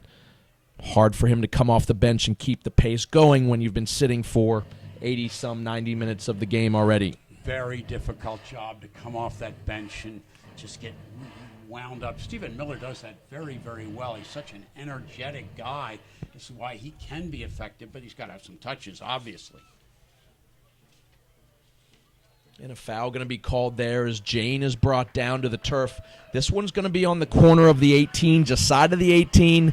It's in a position where a crossing ball whipped in. I would send everyone, you need the points. So this is an opportunity for Wilmington. You got nothing to lose. Leave two back and get everybody in the box at this point. I think you're getting a little carried away. I thought you were going to send the goalkeeper too. I think they'll leave Stuber back. Looks like they're going to keep Brian Ackley back in and try to drive this ball across. Looks like an outswinging ball will be played in, likely by Troy Cole. Sorry, Troy Cole is in there. Let's see who is taking this on the side. A lot of pushing and shoving in, ball coming across. There's going to be a good look at it there. Ochoa has an opportunity. Once again, an opportunity where you want to head back towards the direction it comes from. He can find an opener. He gets a good open look. Wasted opportunity there. He wants that back in the number 9 jersey. That ball had side net all over it, and Ochoa has to convert that. That's why he's in the game, for those chances in the box. It's a really good service that time. I believe it was by Corbin Bone, and very accurate ball, and they may rue that one for a long time, not just today, but as the season evolves into the last two games. Get a clean look there in the last 2 minutes of the game. You're pulling your own hair out. Those are the points that puts you in the playoffs there. Not to take anything away from Ochoa. It's a good job to get free and get up, but you got to head that down to pay dirt. That's why he's in the game, Chris, to convert those chances. He's in for that reason. He's a striker. They need him to get that ball in the frame, at least make the keeper make a save.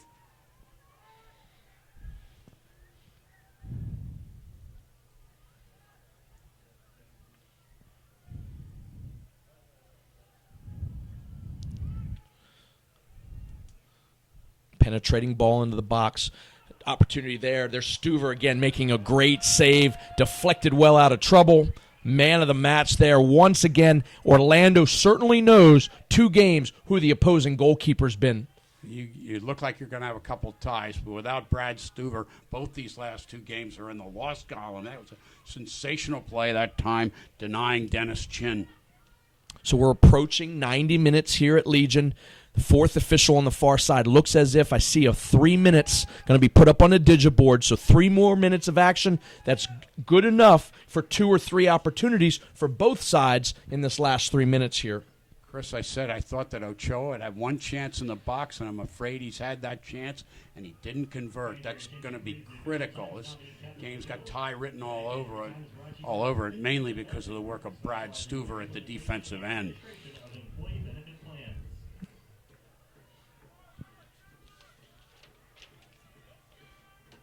Patience now by Orlando. Here's Spann taking on Ruggles, knocks bodies, and a good job there by Miller to defend. Good hustle by Stephen Miller. Unfortunately, goes off him out of bounds, and Orlando very content to take their time. If they can get a goal, great. If not, one point should clinch the title for them. Another throw in here. These are games, though. You don't want to give up a last goal here. Back-breaking for the Hammerheads. They've got to stand tough. Got some people on Orlando who can get off that hard shot and beat almost any keeper in the world. I'm not sure about Brad Stuver. He's been just unbeatable the last 2 games.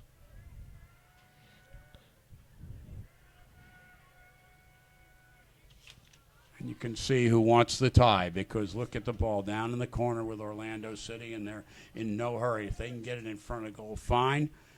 Maybe one last chance here, Chris, like you say.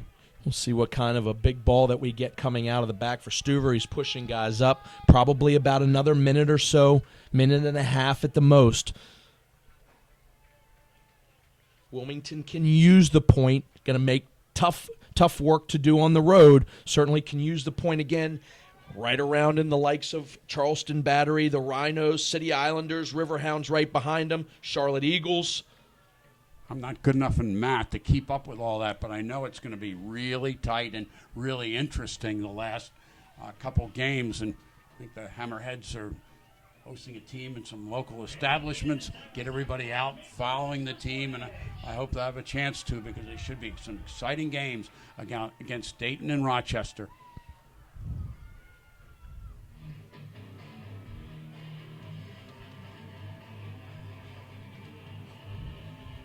Well, again, if you looked at the points, the former coach here, David Irving, talked about it, how difficult the remainder of the season would be. But if you were to tell me that you were picking up a win and a tie against the number 1 team in the waning part of the season and a tie against the number 2 team, I'd tell you, I don't know what you've been into, but that's certainly something to be taken from the Wilmington Hammerheads. Hopefully they get their points, because that could be the momentum that they need in these playoffs. I don't disagree at all, and Carson Porter's done a great job building on what David Irving had established here, and he's done really well with this team and played very competitively, especially here at home as well as on the road trip.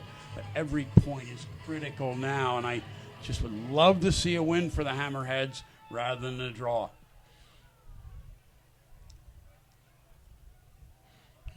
Troy Cole fighting hard there, unable to keep it. But here comes some numbers for Orlando. They want to put a mark on their season. 3 points picking up here will be the last little exclamation point that they need going into these playoffs as the number 1 seed. And there's your final whistle to put this one in the books. So 0-0 your score here. Both teams hugging. Certainly would go on the far side to shake the hand of a Brad Stuver. if I was on that field, I'd be out shaking Brad Stuver's hand right away. And the Hammerhead players should be all over him because he has been just sensational. He's been the man of the match here. He was the man of the match against Sacramento, and it's too bad they didn't have more firepower at the other end.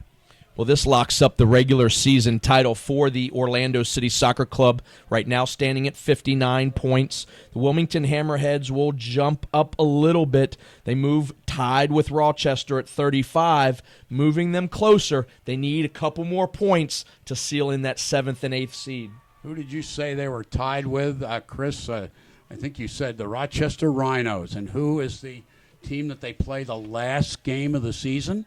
How can you write it any better? Hopefully they pick up some points against Dayton, but writings on the wall could be coming down to a game in Rochester, and you set a tough place to play on a second end of a road trip. Very tough place to play, especially, Chris, good point, on the back end of the road trip, the last game of the season. Rochester very well coached by my former player, Bob Lilly. He's a fiery guy. He'll have them ready for that game. But still means something to them, as I'm sure it will. The key is Dayton. What are they going to do? They're well established in last place. They have nothing to salvage, but sometimes teams like that are the most dangerous of all. When you play for pride, it certainly does that, especially at the professional level. You might get a chance to see some younger players who've been sitting all year trying to prove themselves. But as far as the crowd here, great job by the Wilmington Hammerheads fans to stick with this organization. Unless something crazy happens, going to be the last match of the season here in front of this home crowd. Well, a good crowd here on a weekday night, no question about it. And you made the point out that we're looking at the celebration on the field. Orlando City showering and jumping up and down, and there's got to be a reason for that. I think they've clinched first place, haven't they? Regular season title is usually one of the goals by teams, making the playoffs but winning a championship. Let them celebrate. That's a good thing to do as a player. You've done a good job during the course of the workload. I don't like them celebrating on my home field, though. The crowd, as you said, Chris, has been good. They've supported this team, and there are a lot of people in this community who rightfully so appreciate the work that David Irving has put in, 15 years to build the program. It's an exciting new era, though, for Wilmington Hammerheads. Jason Arnold has come in as a general manager, and he's a product of that outstanding program in Maryland. He played 4 years for Sasha Sarowski. You know, you get to know a little bit about winning when you play for that man and you play for that great Terrapin program, arguably the best men's program in the country right now. Jason Arnold's come in. He's brought in Carson Porter as a technical director. Carson Porter has changed the style of play, using some of those players at Wake, and they've done a good job in sort of creating a new life for people like Brian Ackley and players like that. Mark Anthony Kay have found a new home here in Wilmington. It's a bright future.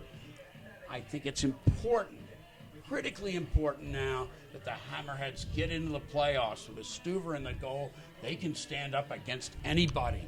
Well, a lot of news this 2014 season for these Wilmington Hammerheads. New owner, new general manager, now late in the season, a new coach. What they don't want to have new, and they want to go back to the old, is making the playoffs, and these Hammerheads do have a shot to do that. So, friend, always a good. We're going to have to sign off now. It's always a pleasure being in the box. We'll be together next year, God willing, and everything. So, fans, I'd like to say goodbye here.